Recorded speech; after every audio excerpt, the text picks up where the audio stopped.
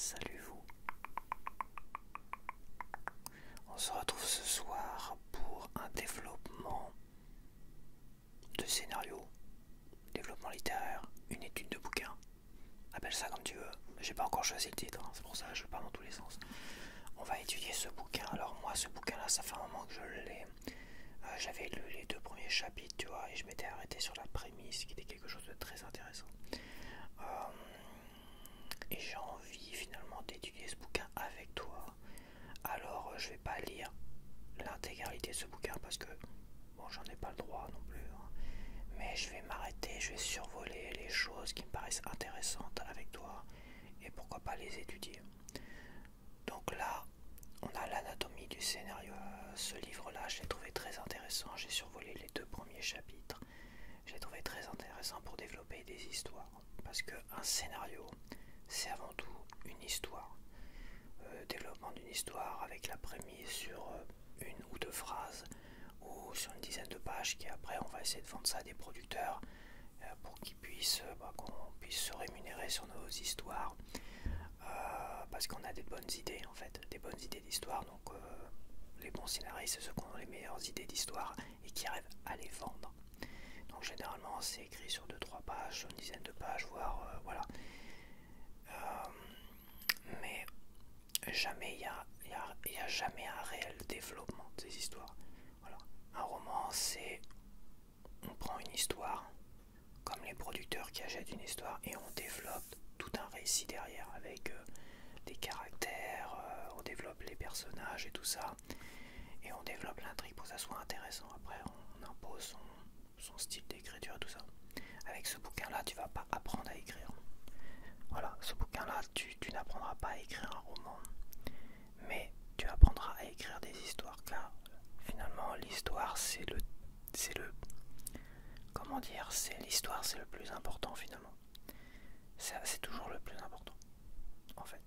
C'est ce qui peut pêcher finalement, parce que si tu écris un roman comme certains, où tu sais pas trop, sans vraiment avoir travaillé ton histoire derrière, avant, tu te retrouves finalement bloqué à pas savoir où tu veux aller. Donc l'histoire c'est le plus important. Tu peux pas commencer, et pourtant moi je l'ai fait, mais après je partais plus du principe de développer mon écriture que de proposer des trucs vraiment sérieux que je proposerais à la vente, à la lecture derrière, quoi. Je partais vraiment du principe dans mes premiers romans, surtout, au moins le tout premier, c'est de développer mon écriture. Dans mon deuxième roman, j'ai voulu développer une histoire assez simple, mais je me suis pas assez concentré sur l'intrigue en fait, sur le scénario. Je suis parti sur des bonnes idées, mais clairement il me manquait un bon développement d'histoire. Et le troisième, j'ai énormément développé, voire un peu trop.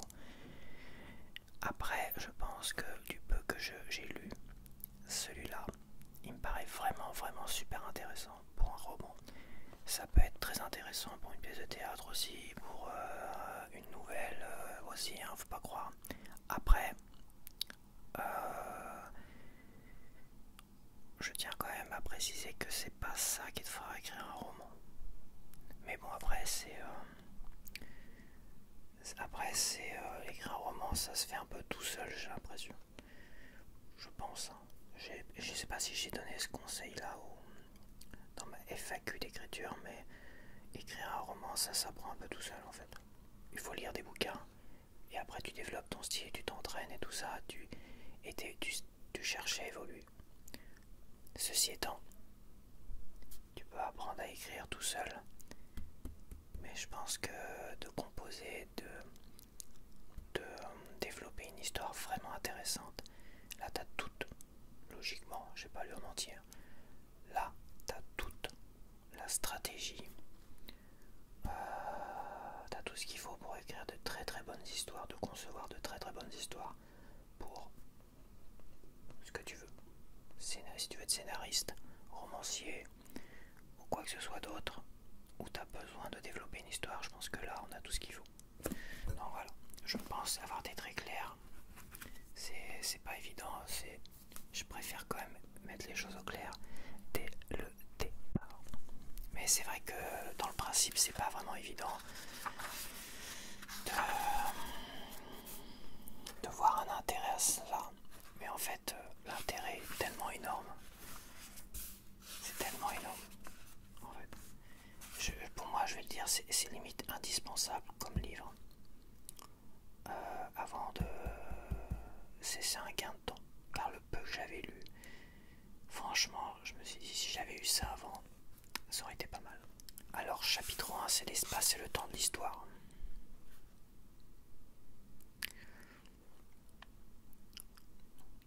Je peux lire le début à la rigueur. Tout le monde sait raconter des histoires, nous le faisons tous les jours. Tu ne devineras jamais ce qui s'est passé au travail. Ou devine ce que je viens de faire. Ou encore, c'est un type qui rentre dans un bar et qui, au cours de nos vies, nous voyons, entendons, lisons et racontons des milliers d'histoires. Le problème est de raconter une bonne histoire. Quand on souhaite devenir un spécialiste dans l'art de narrer des histoires, voire en faire son métier, on se heurte à d'immenses difficultés.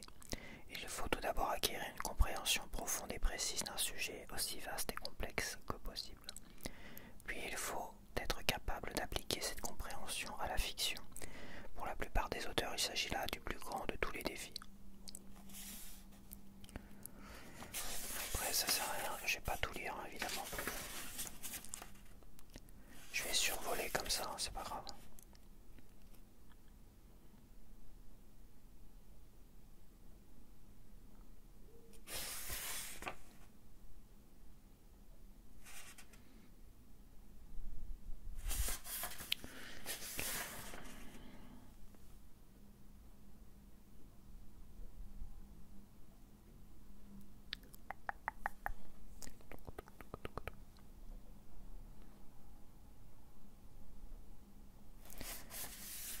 Alors, les différentes formes de narration ont toute une façon spécifique d'exprimer la transformation par laquelle passe l'être humain. Le mythe présente le plus long de tous les développements, de la naissance à la mort et de l'animal au divin. Les pièces de théâtre se focalisent en général sur le moment où le personnage principal prend une décision capitale. Ouais, c'est généralement une tranche de vie. Les films, en particulier dans le cinéma américain, présentent le changement minime par lequel doit passer un personnage qui poursuit un objectif limité avec une grande intensité. Les nouvelles classiques retracent en général les quelques événements qui ont amené un personnage à avoir une intuition. Les romans sérieux traitent en général de la façon dont une personne interagit et évolue au sein d'une société, ou dépeignent avec précision le processus mental et émotionnel qui mène à sa transformation. Ok, et les séries télé présentent un certain nombre de personnages qui, dans une micro-société, s'efforcent de changer de façon simultanée. D'accord, c'est intéressant.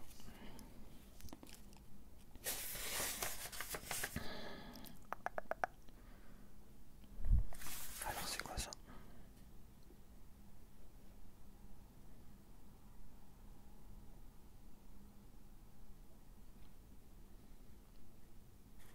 Le drame.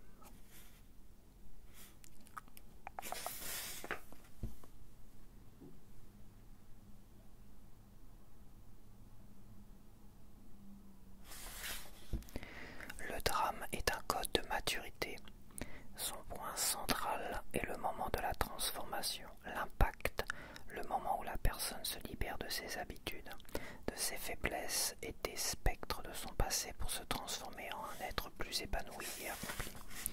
Le code dramatique reflète l'idée selon laquelle les êtres humains peuvent devenir une version améliorée d'eux-mêmes sur un plan psychologique et moral. Et c'est pour cette raison que les gens l'aiment tant. Point clé.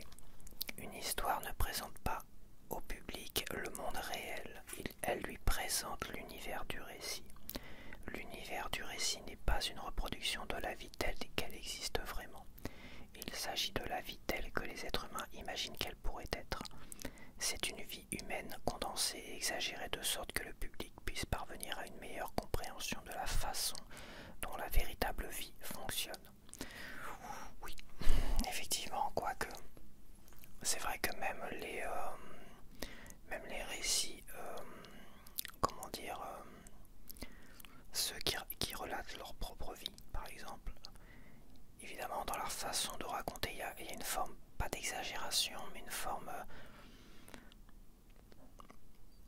c'est la façon de le raconter finalement, ça devient intéressant. Car s'ils racontaient comme s'ils racontaient des moments de leur vie, comme quand tu racontes ça, comme quand tu réponds à des questions à des policiers, quoi. Oui, tel jour j'ai fait telle chose, à tel moment j'ai dit telle chose, tout ça. Et si en fait tu racontes ta vie de façon un peu froide et distante, juste les faits, rien que les faits, sans enjoliver ça et rendre ça vraiment assez palpitant, et bah c'est un peu indigeste en fait. Là, on parle d'histoire en général inventée, mais il n'y a pas que ça dans les romans, il y a aussi des romans autobiographiques, hein, d'une certaine manière. Et mais il faut toujours apporter finalement un style qui rend intéressant ton histoire, même si c'est l'histoire la plus pourrie qui soit. Moi je le vois avec ma vie, j'ai une vie qui n'est pas exceptionnelle et quand je relate des faits sur ma vie, j'arrive à tourner ça de façon à que ça devienne intéressant, sans mentir pour autant, sans exagérer non plus. Voilà, c'est pas une forme d'exagération, c'est juste de la façon dont je le raconte, la façon dont même je me moque de moi-même. C'est comme un personnage dans un roman qui, en relatant son passé, se moque de lui-même en disant « toi il s'est passé ça, gna gna gna ». C'est intéressant à faire, mais ça, voilà. Bon, pour l'instant c'est un peu flou hein, ce que je raconte, mais c'est pas grave. Ça va être plus clair le moment venu. Alors, le corps de l'histoire. Une bonne histoire décrit un processus organique par lequel passent des êtres humains. Mais c'est également un corps vivant en soi. C'est beaucoup de métaphores là. S'il commence à faire trop de métaphores dans ces explications, ça va être compliqué. Je pense que vous n'allez pas comprendre, et moi à lire comme ça devant vous, ça va être compliqué.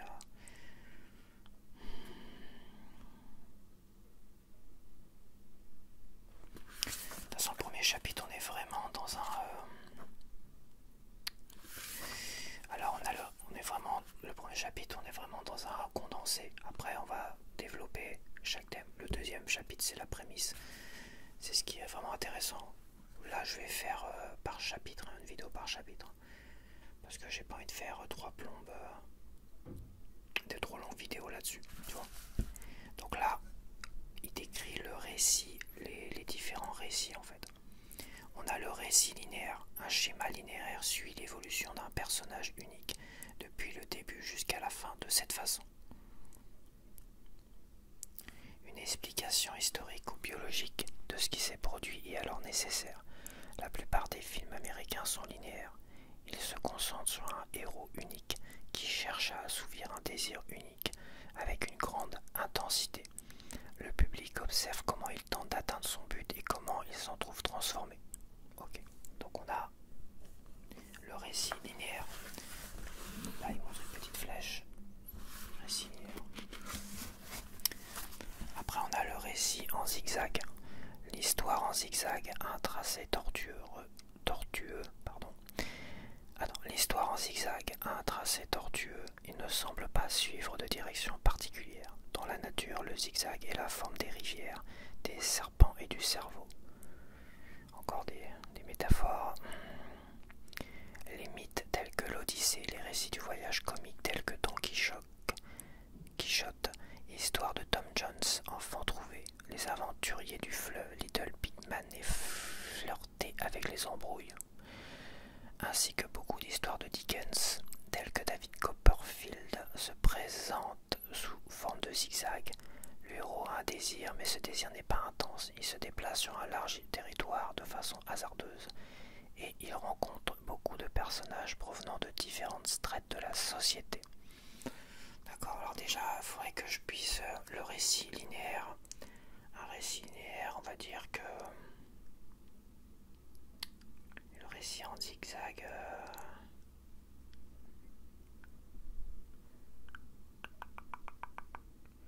Parce que là, il met des films des trucs que personne ne connaît, quoi. Little Big Man, flirter avec les embrouilles.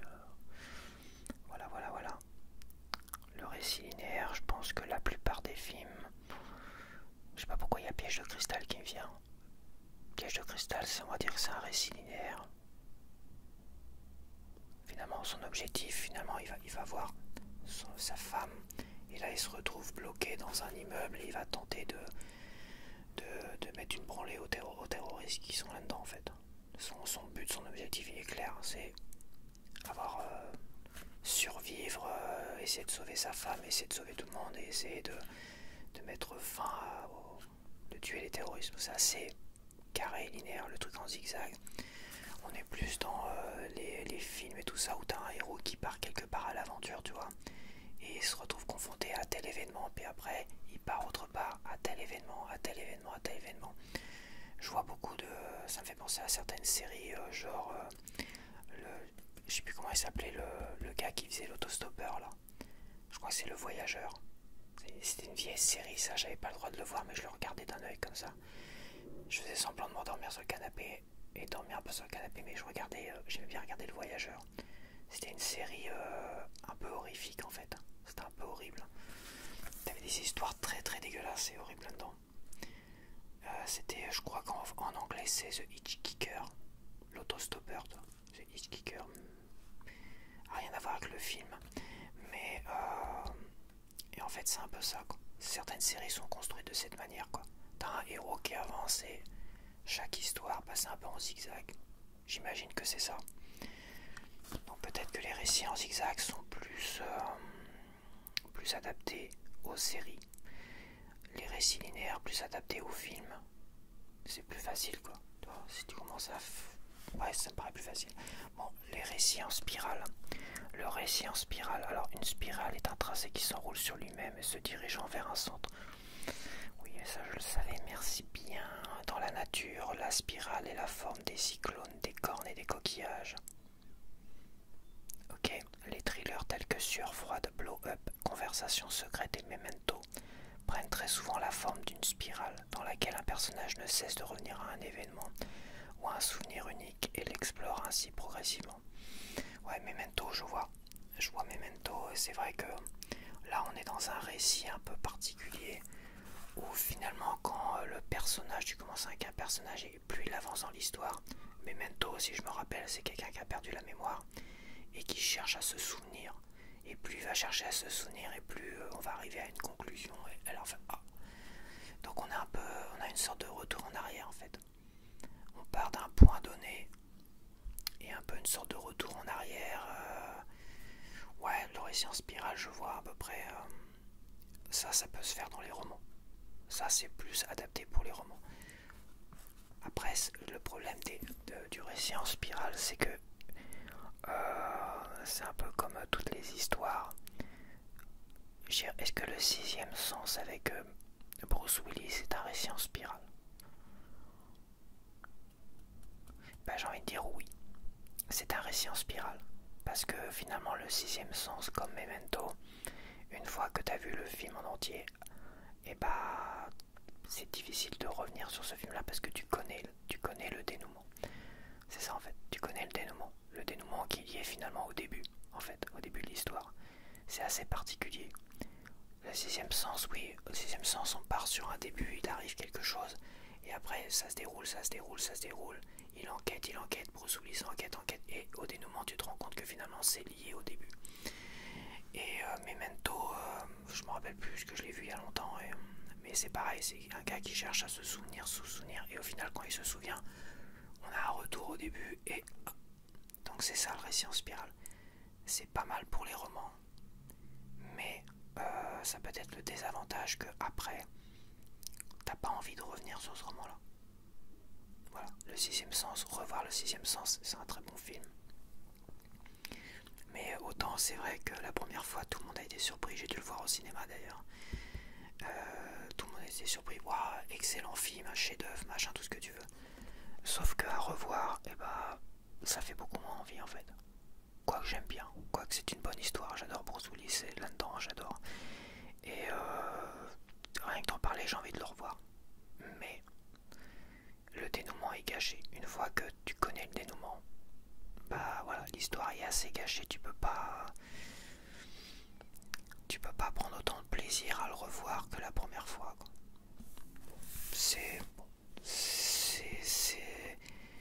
Je partirai pas personnellement sur un récit en spirale. Après on a le récit en ramification. Les ramifications ramifications sont un système de chemins qui s'étendent à partir de quelques points centraux et en se divisant en parties de plus en plus petites, comme on peut le voir ci-dessous. Ci-dessous, peut-être pas. Des rameaux. Voilà. Dans la nature, les ramifications sont le propre des arbres, des feuilles et des cours d'eau. Dans une narration, chaque branche représente généralement dans le détail une société entière ou une partie d'une société que le héros explore. On retrouve des ramifications dans les fictions très développées telles que Les Voyages de Gulliver, La vie est belle, ou dans les histoires à héros multiples comme Nashville, American Graffiti ou Trafic. Alors La vie est belle, il parle de quoi? Il parle pas du vieux film La vie est belle, il parle pas non plus du film italien sur la Shoah. Pas le rapport avec la ramification, tu vois. Par contre, là, je suis en train de regarder Yellowstone. Et bah, c'est une histoire en ramification, en fait. Parce que finalement, t'as un héros, on va dire. T'as la famille de Don. Mais t'as aussi, finalement, toutes les histoires à côté. T'as les fils, les machins, tout ça. Et j'imagine que, bah, au développement, quand tu développes l'histoire, l'histoire se développe. Tu pars du père, John Dutton, après t'as le fils. Et le fils, papa, il part sur une histoire avec sa femme, son gamin. Après t'as le père, t'as l'autre gamin. Donc c'est en ramification. Check. Et finalement c'est une société. Parce que Yellowstone, ça dépeint la société dans le Montana, dans le nord des États-Unis. Entre la frontière, on va dire canadienne, t'as le Dakota du nord, t'as le Montana. Les Indiens ont été chassés à l'époque vers le Canada et on va dire que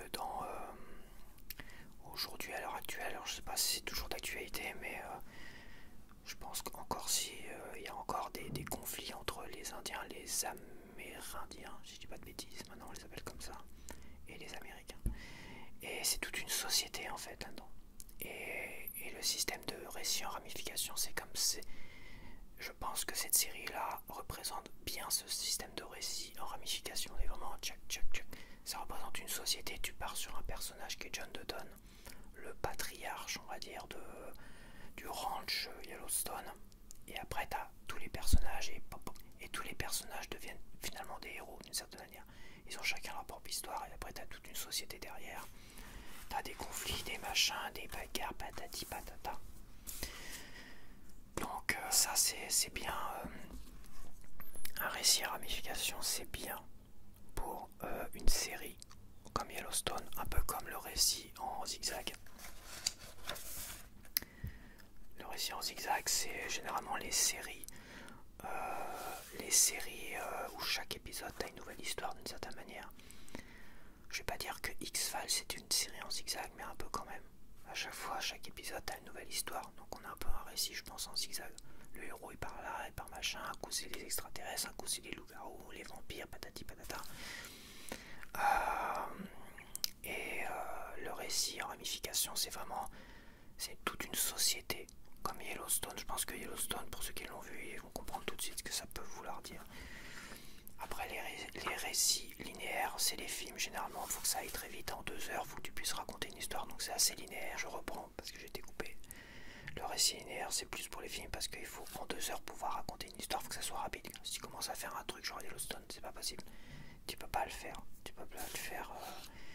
Et on a le récit en spirale qui est récit à la 6e sens, Memento et tout ça, où finalement le dénouement est lié au début et t'as une sorte de retour en arrière, enfin c'est des trucs assez complexes, assez intéressants à lire qu'une fois ou à regarder qu'une fois, mais après évidemment ça gâche un peu. Et il nous reste le récit explosif. Une explosion présente de multiples chemins qui s'étendent simultanément. Dans la nature, on retrouve le schéma explosif dans les volcans ou les piscines. Ce qui est des scénarios, on ne peut montrer au public plusieurs éléments à la fois, même dans une seule scène, car on est obligé de dire les choses les unes après les autres. Ainsi, il n'existe pas à proprement parler de récits explosifs. Cependant, on peut donner l'apparence de la simultanéité. Au cinéma, cette apparence est donnée grâce à la technique du montage alterné. Les récits qui exposent en apparence des actions simultanées impliquent une explication comparative narratif des événements. En voyant plusieurs éléments à la fois, le public saisit l'idée clé qui est inhérente à chaque élément.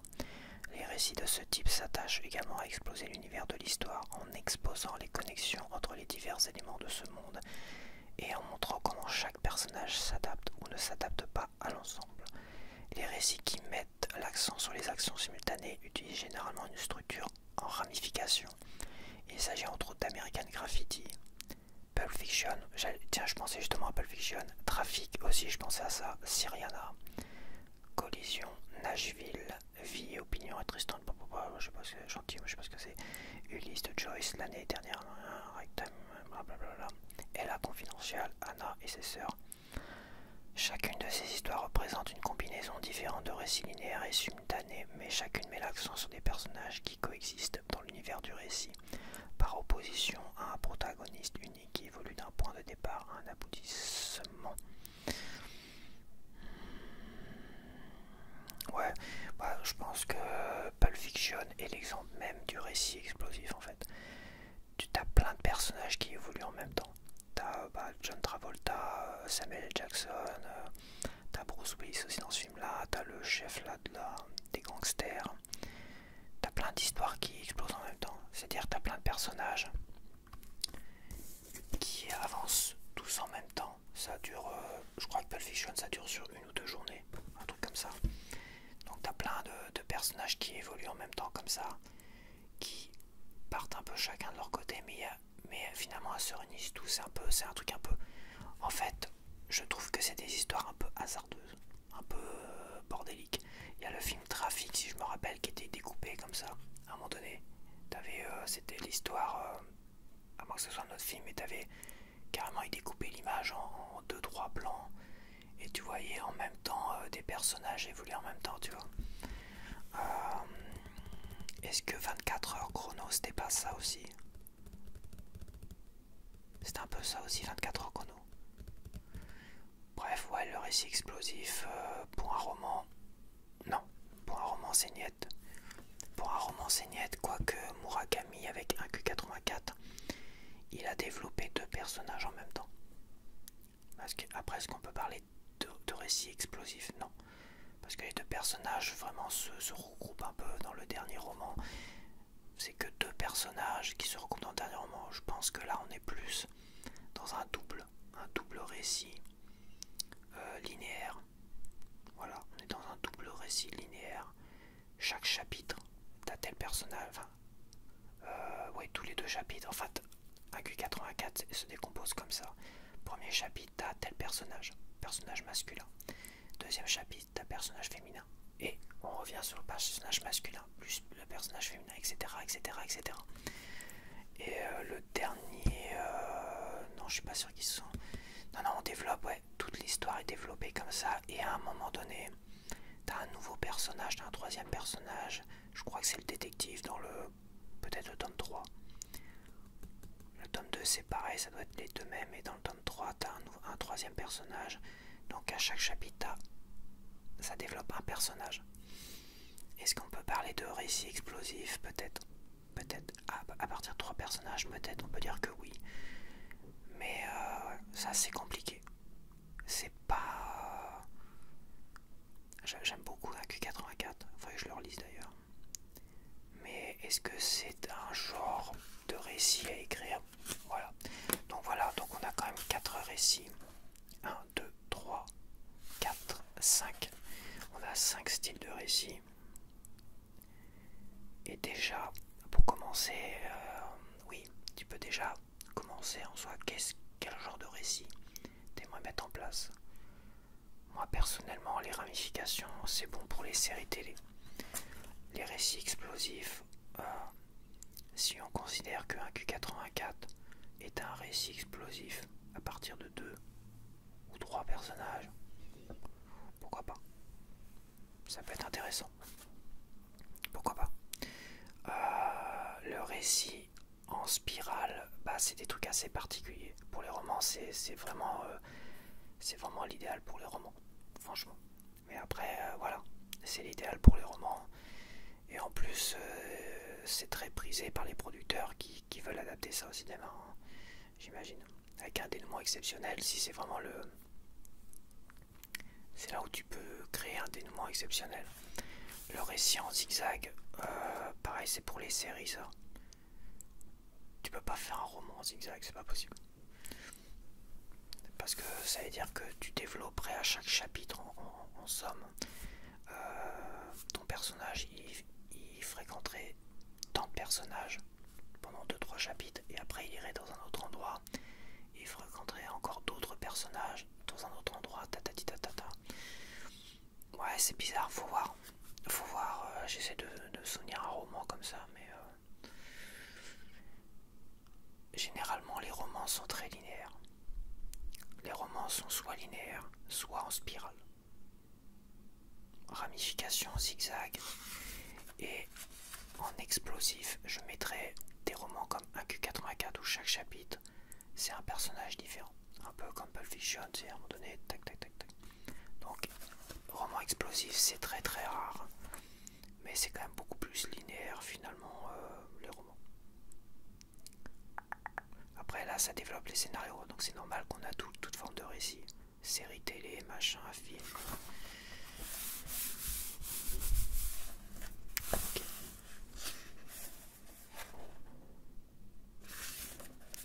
Beaucoup de blabla. Alors, attends. Là, on va développer l'approche. Comme je dis, c'est un condensé. Après, c'est le chapitre 2. Vous construirez votre récit de l'intérieur vers l'extérieur, ce qui implique deux choses. Rendre votre histoire personnelle et unique, et deux, trouver et développer ce qui est original dans votre idée d'histoire. Au fil des chapitres, votre récit se développera et deviendra plus détaillé, et chaque partie restera connectée à tout. Donc là, on a la prémisse en premier. La prémisse, nous commençons par la prémisse, c'est-à-dire l'ensemble de votre récit condensé en une seule phrase. Cette prémisse mettra en lumière l'essence de votre récit, qui nous dira comment développer votre idée afin d'en tirer le maximum. Ça a l'air rien, ça, comme ça, parce que ça, je l'avais lu. C'est le seul chapitre que j'ai lu, le deuxième, là, avec celui-là. Ça a l'air rien comme ça. Mais la prémisse, c'est vraiment incroyable. Et j'avais bloqué là-dessus, quoi. J'avais bloqué là-dessus parce qu'il fallait que je travaille les prémices. Et c'est vraiment important. Mais ça, je le ferai dans la deuxième vidéo. Après, on a les 7 étapes clés de la structure narrative. Les 7 étapes clés de la structure du récit sont les étapes majeures du développement de votre histoire et du code dramatique caché sous la surface.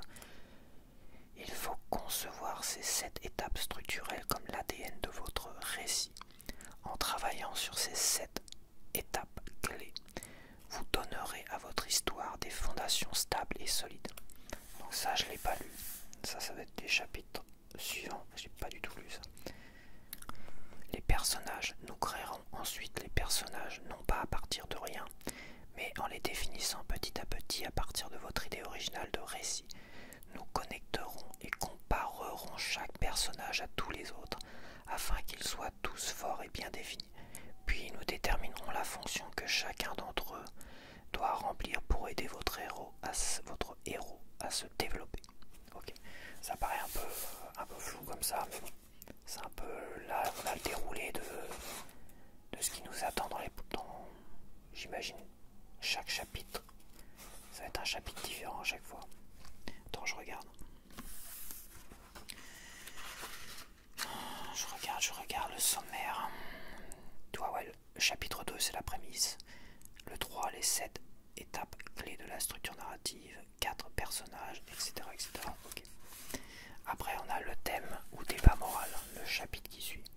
Le thème, c'est votre point de vue moral, la façon dont vous pensez que les gens devraient agir dans le monde. Mais plutôt que de faire des personnages les porte-parole d'un message, nous exprimerons un thème qui est inhérent à votre idée de récit, et nous exprimerons ce thème par la structure de l'histoire afin qu'il surprenne le public et le touche en même temps. À voir. Après, chapitre qui suit, l'univers du récit. Nous créerons ensuite l'univers du récit en le concevant comme une extension de votre héros. L'univers du récit vous aidera à définir votre héros et présentera au public une expression physique de son développement. D'accord. Après, le réseau de symboles. Les symboles sont de petits paquets de sens hautement condensés. Nous définirons un réseau de symboles qui mettra en lumière différents aspects des personnages, de l'univers du récit et de l'intrigue. Après le chapitre suivant, l'intrigue, c'est à partir des personnages que nous découvrirons la forme que devra prendre le récit. L'intrigue se développera à partir de vos personnages en utilisant les 22 étapes de la structure narrative, les 7 étapes clés et 15 autres. Nous définirons un plan dans lequel tous les éléments sont connectés sous la surface et aboutissent à un dénouement surprenant mais nécessaire d'un point de vue logique. Bon, pour l'instant ça fait un peu charabia, je dois bien t'avouer. Ça sera plus clair quand on développera les chapitres, enfin, logiquement. Déjà la prémisse, je peux t'assurer que quand tu lis ça, bon, c'est pas super clair, mais je t'avouerai que ça m'a vraiment surpris et j'ai trouvé ça intéressant. Après, on a le tissage de scènes. Dans la dernière étape avant l'écriture des scènes, nous établirons la liste de toutes les scènes de l'histoire, toutes les intrigues et tous les thèmes se nouant pour former une trame. Après, on a la construction des scènes et dialogues symphoniques. Enfin, nous écrirons l'histoire en construisant chaque scène de sorte qu'elle permette le développement de votre héros. Nous écrirons des dialogues dont la fonction n'est pas seulement de faire avancer l'intrigue, des dialogues ayant une qualité symphonique en faisant jouer plusieurs instruments entre parenthèses et niveaux en même temps. À voir si ces deux derniers chapitres sont intéressants pour un roman. Je pense que oui, je pense qu'il peut y avoir des choses intéressantes dans les dialogues, parce qu'il y a bien des dialogues dans les romans, mais je pense quand même qu'il y a une différence entre les dialogues d'un script. J'ai un script d'ailleurs, un script intégral de Passengers, et les dialogues d'un roman en fait. Déjà il y a une différence en soi.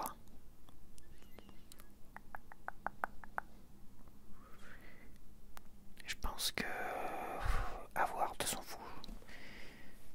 je sais qu'il y a une différence, il y a une grosse différence, mais j'ai pas envie de développer là ça tout de suite parce que sinon je vais pas, ça va durer trop longtemps, mais on n'y est pas encore, c'est vraiment les derniers chapitres. J'essaierai de toute façon au fur et à mesure d'essayer de bien développer pour savoir ce qui est intéressant à retenir pour un roman et ce qui est à exclure pour un roman. Comme je dis là, tu vois, on a vu les 5 récits différents et qui peuvent exister, et parmi les 5 récits différents, il y en a au moins 2 qui sont à totalement exclure d'un roman, quoi. Ou pas, si tu as une bonne idée, pourquoi pas. Voilà, je peux vous promettre une chose, vous prendrez beaucoup de plaisir au cours de ce processus de création en voyant votre histoire se développer sous vos yeux. Commençons sans tarder. 2 secondes, mon petit, 2 secondes. Question-réponse, on s'en fout. Donc voilà. Je voulais pas faire une trop longue vidéo. Comme ça. Pour les chapitres suivants, je les lirai avant. Je les lirai avant et je vous lirai moi ce qui me paraîtra plus intéressant. C'est vrai que j'ai eu pour idée de faire ça, c'est cette série de vidéos, un peu comme ça hier. Après le premier chapitre, c'est un chapitre un peu général qui parle un peu de voilà.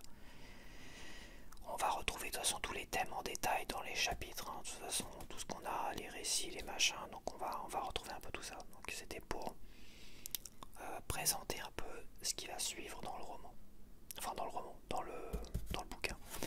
Voilà, c'était vraiment pour. Après, oui, il faudrait que quand même que je lise moi-même avant les chapitres, au moins une fois chaque chapitre, et qu'avec vous, je travaille, parce qu'il y a un travail à faire. L'après-midi, il y aura un travail à faire. Donc il faudra que tu sortes tes petits crayons, tes petits stylos, un petit morceau de papier et que tu travailles tes prémices avec moi. Là on travaillera les prémices, ça sera intéressant. Voilà, ça c'est une vidéo pareil, présentation de cette série de vidéos où on va étudier et créer des histoires, comment créer des histoires. Après c'est vrai que les chapitres sur les dialogues et tout ça, Après, faut avoir. Ah, ce sera à moi d'essayer de bien différencier, de bien prendre ce qui est intéressant pour les romanciers et d'exclure le reste. Et pourquoi pas ce qui est bien pour les pièces de théâtre. Bon, les pièces de théâtre, c'est pas trop mon truc. Il y a les pièces de théâtre, on a comment on appelle ça, enfin peu importe. Les nouvelles, c'est des intrigues très très rapides. T'es pas obligé de développer une intrigue complète pour une nouvelle en fait. Les nouvelles, c'est un peu, tu peux pas faire un énorme dénouement pour une nouvelle, parce que tu peux pas développer une histoire. Les nouvelles, c'est plutôt des tranches de vie en fait. Les nouvelles, c'est des tranches de vie. Et il faut que tu essaies de surprendre un petit peu à la fin, mais tu pourras pas énormément surprendre les gens. Mais il faut quand même qu'il y ait cette petite surprise à la fin, ou ces petits mots de fin qui fait réfléchir en fait. C'est ça la nouvelle. La nouvelle doit apporter une certaine réflexion à la fin. C'est peut-être 1000 mots, j'ai plus 1000 caractères, enfin bref. Peu importe, ça peut être des nouvelles ou des très courtes histoires. Et à défaut d'avoir un dénouement surprenant, parce que t'as pas le temps de développer dans une nouvelle une histoire, des personnages, tout ça. À défaut de cela, il faut apporter une réflexion à la fin. Il faut que quand tu finis une nouvelle, ça te fasse réfléchir, tu vois.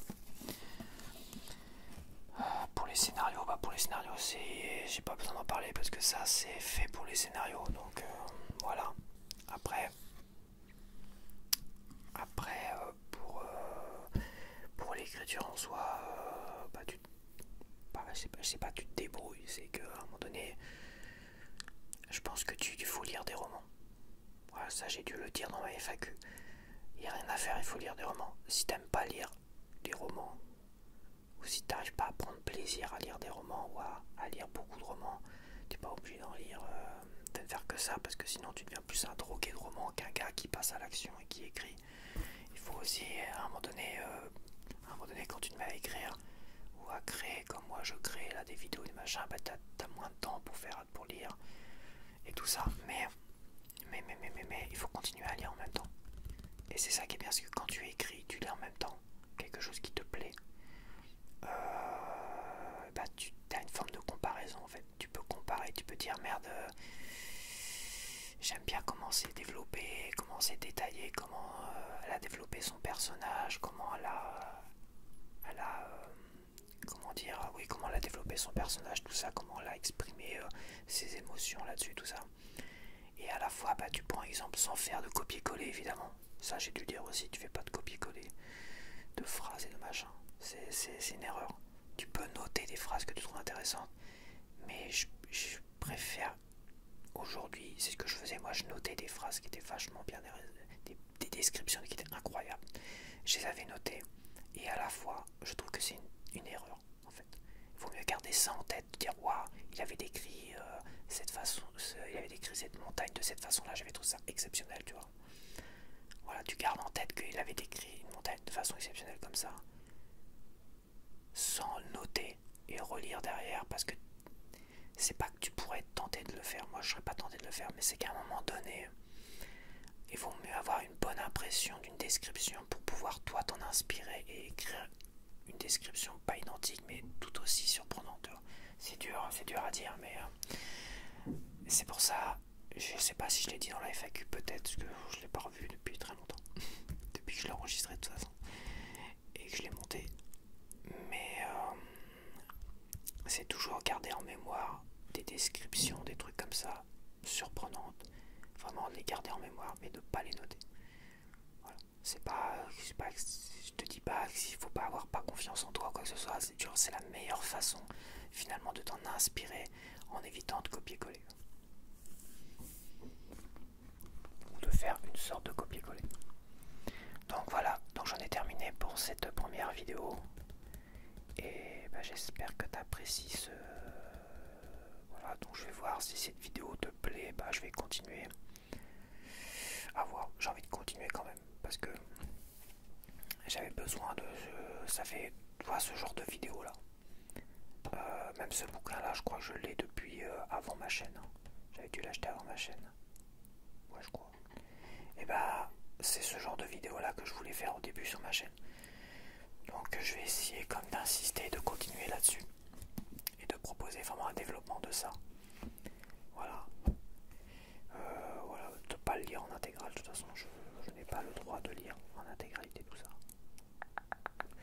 Mais je vais en extraire le plus intéressant pour moi en tant que romancier, hein, évidemment. Et expliquer les différences s'il y a besoin entre roman, scénario, machin, tout ça, si tu as envie toi d'être scénariste, hein, de séries ou de films. Déjà je pense que d'avoir parlé un petit peu des récits c'est déjà pas mal. C'est déjà, voilà, c'est déjà un point de départ sur quelque chose. Tu peux déjà réfléchir à ce sujet. Ce que tu veux, ce que tu aimerais, quel genre de récit t'aimerais. Tu es en linéaire, en spirale, en machin, tout ça.